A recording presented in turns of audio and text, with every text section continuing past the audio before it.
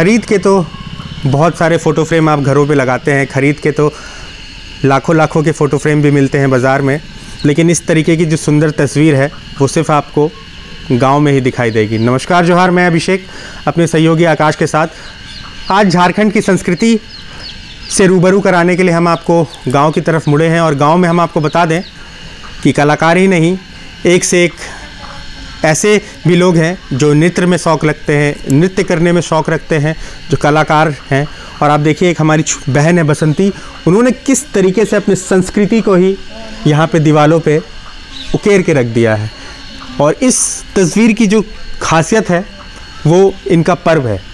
तो जो पर्व ये काली पूजा के समय मनाते हैं उसका नाम है सोहरा। और देखिए उस तस्वीर को, उस पर्व के महत्व को इन्होंने किस तरीके से दीवार पे उकेर के रख दिया है। किस तरीके से देखिए यहाँ पे जो महिलाएं हैं अपनी वेशभूषा में सूप और कलश लेके पूजा करने के लिए जा रही हैं। उसके बाद देखिए यहाँ पे पंडित के पैर धोए जा रहे हैं। पैर धोने के बाद फिर यहाँ पे नृत्य हो रहा है। और उसके बाद पीछे वाली जो तस्वीर है वहाँ पे किस तरीके से बैल को इनके जो पारंपरिक हथियार हैं उससे नचाया जा रहा है और पीछे ढोल ताशे बज रहे हैं।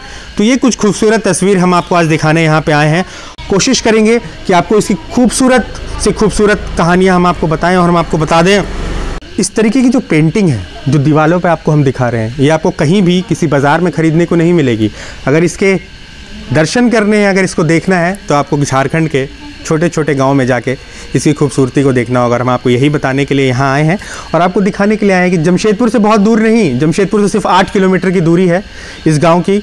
और नेशनल हाईवे जो आप कलकत्ता की तरफ मुड़ जाते हैं वहाँ पे ये गांव स्थित है और बहुत ही खूबसूरत गांव है। चाहे साफ़ सफाई को लेके देख लीजिए, चाहे यहाँ पे गंदगी कहीं भी आपको नहीं दिखाई देगी, गंदगी का नामो निशान नहीं है, पक्की सड़क है और बहुत अच्छी व्यवस्था है यहाँ पे। जिसने इस कलाकृति को यहाँ पे, अपनी संस्कृति को यहाँ पे दीवारों पे उकेरा है, उनसे बात करेंगे और जानेंगे कि किस तरीके का महत्व है इस तस्वीर का। देखिए किस तरीके से अपनी जो आदिवासी संस्कृति है, आदिवासी जो परंपरा है, उसको यहाँ पे दिखाने के लिए ये बसंती जो हमारी बहन है, इन्होंने इसको किस तरीके से, आइए किस तरीके से इन्होंने इसको यहाँ पे दीवार पे दर्शाया है और एक एक करके इनसे जानेंगे कि इसका क्या महत्व है। तो बताइएगा कि इस तस्वीर का, आपने 4 तस्वीरें बनाई हैं, तो बताइए ये तस्वीर का क्या महत्व है, किस लिए बनाया है? ये लोग जैसे कि ये बनाया है हमने, तो जैसे कि हम लोग आदिवासी साड़ी पहनते हैं उस समय, जो पर्व में हम लोग पहनते हैं ना, तो साल में एक बार ही पहनते हैं। खूंटा वो देखने मतलब जो चुमड़ा जैसे जाता है ना, ऐसे हम लोग को क्या हाटा ना क्या बोलते हैं, उधर देखते हैं। हाँ, हाटा बोलते हैं। जैसे कि हम लोग ऐसे ऐसे करके हम लोग को मतलब पूजा करते हैं। अच्छा। तो ये वाला वो लोग जा रहे हैं। अच्छा, वो जो आप लोग जाते हैं पूजा करने के लिए, कहाँ जाते हैं? या जा रहे में। अच्छा।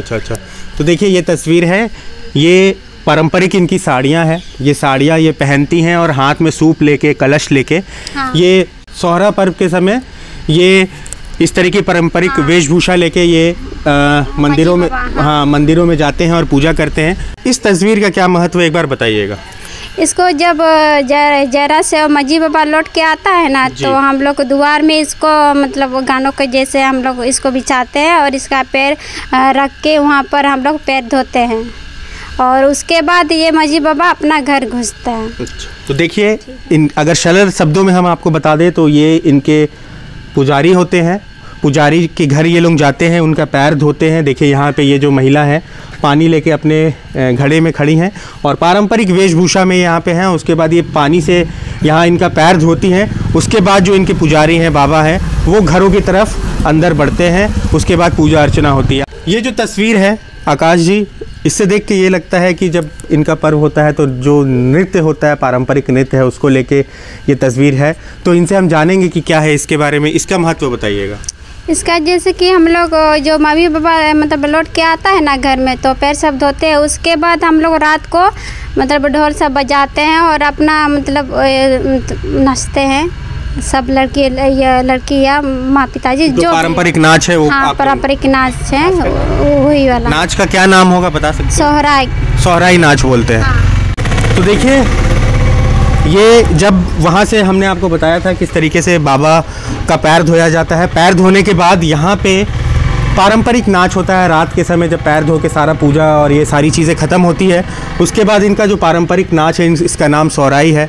सौराई नाच जो महिलाएं हैं और जो पुरुष हैं, देखिए ढोल और ये सारे ताशे और ये सब के साथ यहाँ पे, और ये हाथ पकड़ के, ये पारंपरिक नाच आपने देखा ही है आदिवासी समुदाय में किस तरीके से नाच होता है, हाथ पकड़ के नाचा जाता है। तो वो एक खूबसूरत तस्वीर ये देखिए यहाँ पे दीवार पे उकेरी गई है। तो देखिए आखिरी तस्वीर पे है, 3 तस्वीरों का हमने आपको महत्व बताया और अब हम इनसे जानेंगे आखिरी तस्वीर के बारे में कि ये क्या कहती है। बताइएगा क्या इस तस्वीर का क्या महत्व है?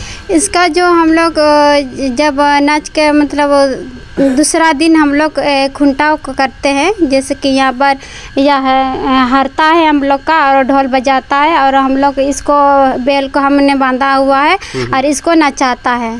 अच्छा, हाँ।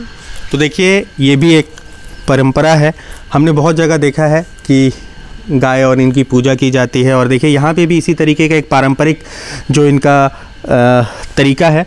यहाँ पे ढोल बजता है, ये देखिए यहाँ पे ढोल बजाने हुए, ये पारंपरिक वेशभूषा है। देखिए किस तरीके से ऊपर मोर के पंख वगैरह और ये सारी चीज़ें, और उसके बाद यहाँ पे एक इसको क्या कहेंगे?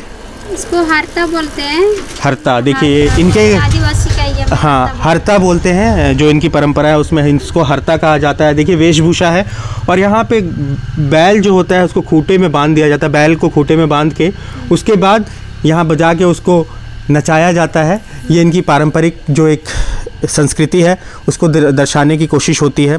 तो हमने आपको दिखाया था किस तरीके से हमारी जो बहन बसंती है उन्होंने पहले तिरंगा झंडा, आपको हमने उनका पेंटिंग जो था वो दिखाया था, उसके बाद हम अब आपको ये उनकी संस्कृति जो हमने आपको थी वो दिखाई और उन्होंने एक एक करके किस तरीके से इसका महत्व बताया कि पंडित के पैर धोए जाते हैं, नृत्य होता है, उसके बाद बैल को नचाया जाता है और फिर जो सूप है, सूप वगैरह लोग लेके मंदिरों की तरफ निकलते हैं। तो ये खूबसूरत तस्वीर है झारखंड की कि कोई हम अलग गांव में नहीं है, झारखंड के एक छोटे से गांव में, वो भी जमशेदपुर से बहुत दूर नहीं है, जमशेदपुर से बहुत पास ये गांव है। और हम आपको बता दें कि ये संकोसाई रोड नंबर 5 से भी आप आ सकते हैं इस गांव की तरफ और ये खूबसूरत नज़ारा देख सकते हैं। तो इन सब चीज़ों को इम्पोर्टेंस देने के लिए हम बस यही कहना चाहेंगे कि सरकार को पहल करनी चाहिए। यहाँ तो इन्हें राशन मिलता है, सब कुछ मिलता है, लेकिन जो स्वास्थ्य केंद्र की सेवाएं हैं इनको यहाँ से MGM जाना पड़ता है, मर्सी हॉस्पिटल जाना पड़ता है, टाटा मेन हॉस्पिटल जाना पड़ता है, तब यहाँ के लोगों का इलाज हो पाता है। हमारी बहन बसंती जो थी वो बता रही थी किस तरीके से अल्ट्रासाउंड और बच्चा जब होता है तो उन्हें यहाँ से करीब 7-8 किलोमीटर दूर शहर में जाना पड़ता है। तो जब सरकार उनके लिए यहाँ पे कुछ करेगी तो ही जाके बदलाव आएगा।